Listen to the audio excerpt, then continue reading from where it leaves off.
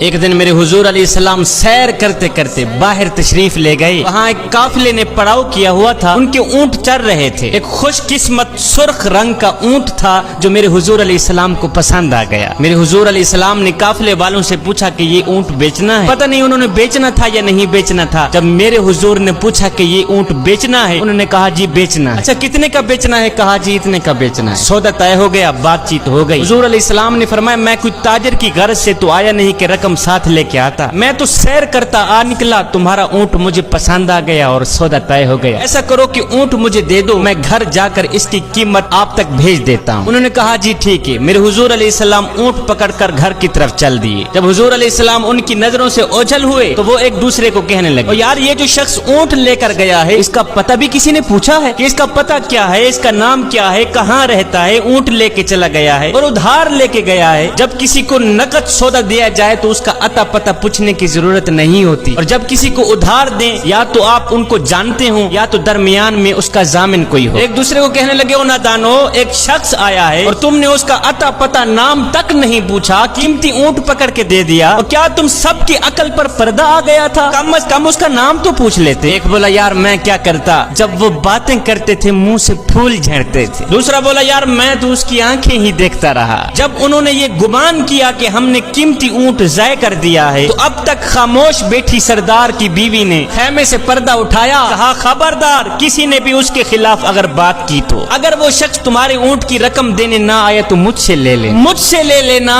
میں اس شخص کی ضامنہ ہوں. انہوں نے کہا اچھا تو اسے جانتی ہے؟ کہا نہیں میں بھی نہیں جانتی. کہا جب جانتی ہی نہیں پھر ضمانت کیسے دے دی؟ کہا جب تم سودا کر رہے تھے تو میں خیمے کے اندر سے دیکھ رہی تھی کہ جس کا چہرہ اتنا خوبصورت ہو وہ جھوٹ بولتا ہی نہیں, وہ دھوکہ دے ہی نہیں سکتا. ابھی تمہارے پیسے آنے والے ہیں. تھوڑی دیر گزری ہی تھی کہ میرے حضور علیہ السلام کے غلام آ گئے پیسے لے کے. کہنے لگے کون ہیں وہ لوگ جس سے ہمارے آقا نے اونٹ خریدا ہے؟ کہا جی ہم لوگ ہیں. صحابہ نے کہا یہ لو تمہارے اونٹ کی رقم, یہ لو تمہارے اونٹ کی قیمت. انہوں نے کہا بھائی قیمت بعد میں دینا, پہلے یہ بتا کہ وہ محبوب رہتا کہاں پہ؟ صحابہ نے کہا سامنے مدینے میں اس محبوب کے ڈیرے ہیں. کہا پھر رقم بھی اپنے پاس رکھو, اونٹ بھی اپنے پاس رکھو, ہمارے دل بھی اپنے پاس رکھو, ہمیں تو اب دن رات اس محبوب کا دیدار ہی چاہیے. ہائے میرے حضور کی صورت ہی کیا دیکھی, اونٹ بھی بک گیا, خود بھی بک گئے, سارا کا سارا قافلہ مسلمان ہو کر حضور کی غلامی میں آ گیا.